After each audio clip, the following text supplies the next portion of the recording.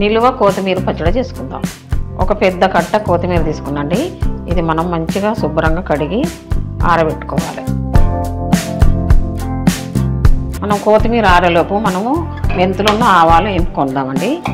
1 spoon మెంతులండి, అలాగే 2 స్పూన్లు ఆవాలు. ఈ వేడి నీళ్ళలో చింతపండు కొద్దిగా నానిందనుకో మెత్తగా అయిపోతుంది. అప్పుడు మనం చింతపులుసు తీసుకోవచ్చు.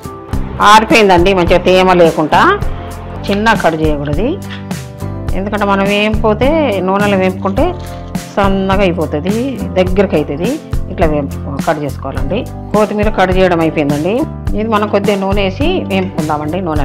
నూనె వేడెక్కిందండి, కొంచెం వేసుకుంటా వేపుకోవాలండి. కొత్తిమీర మంచిగా వేగిపోయిందండి. మనం తీసేసి ఒక ప్లేట్లో పెట్టేసుకుందాం. వేడి నీళ్ళలో చింతపండు నానబెట్టాను కదా, గుజ్జు తీసి పెట్టాను. ఈ నూనెలో వేసి ఉడకబెట్టుకుందాం. ఇది మంచిగా దగ్గరికి రావాలండి. ఆలోపు మనం మెంతులను ఆవాలు పౌడర్ తీసుకుందాం.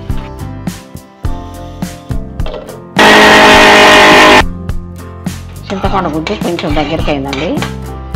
2 స్పూన్లు ఉప్పు వేసుకుందాం. ఇందులో కొద్దిగా పసుపు వేసుకోవాలండి. సరిపోయిందండి, కొంచెం దగ్గరికి వచ్చింది. మనము కొత్తిమీర పచ్చడికి తాలింపు పెట్టుకుందామండి. శనగపప్పు, కొద్దిగా జీలకర్ర, కొద్దిగా ఆవాలు, 3 ఎండుమిరపకాయలండి, కొద్దిగా కరివేపాకు. ఉల్లిపాయలు ఎన్ని వేసుకుంటే అంత బాగుంటుందండి. ఇంకా స్టవ్ బంద్ చేసుకోవాలి. కొత్తిమీర చల్లగా అయిపోయిందండి. ఇందులో ఒక 50 గ్రాములు కారపొడి వేసుకోవాలండి. ఇలా పట్టుకోవాలి. ఇప్పుడు మనం చింతపండు గుజ్జు ఉడకబెట్టుకున్నాం కదండి, ఇది కూడా చల్లగా అయిపోయింది. ఇది కూడా జార్లో వేసేసుకొని పట్టేసుకోవాలి మంచిగా. ఇలా పట్టుకోవాలండి. మెంతులు ఆవాలు పౌడర్ చేసుకున్నాం కదండి, ఈ కొత్తిమీర పచ్చడిలో వేసేసుకోవాలి. ఈ కొత్తిమీరకి మంచి కలిసేటట్టుగా ఇట్లా కలుపుకోవాలి. కొత్తిమీర పచ్చడికి తాలింపు పెట్టాం కదండి, నూనె ఈ పచ్చడిలో పోసేసుకుందాం. నిలువ ఉన్న పచ్చడికు నూనె ఎక్కువ ఉంటే ఖరాబ్ కాదండి. మూత పెట్టేసుకుందామండి. ఒక 3 రోజుల తర్వాత చూద్దాం. 3 రోజుల తర్వాత చూద్దామన్నా కదండి, ఇప్పుడు చూసేద్దాము. చాలా మంచిగా మాగిపోయిందండి.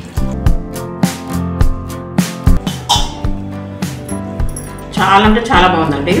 అన్నీ ఉప్పు, కారం, పులుపు చాలా అంటే చాలా బాగా కలిసినాయండి. అన్నీ పర్ఫెక్ట్గా సరిపోయినాయండి. లైక్ చేయండి, షేర్ చేయండి, మన ఛానల్ను సబ్స్క్రైబ్ చేసుకోండి.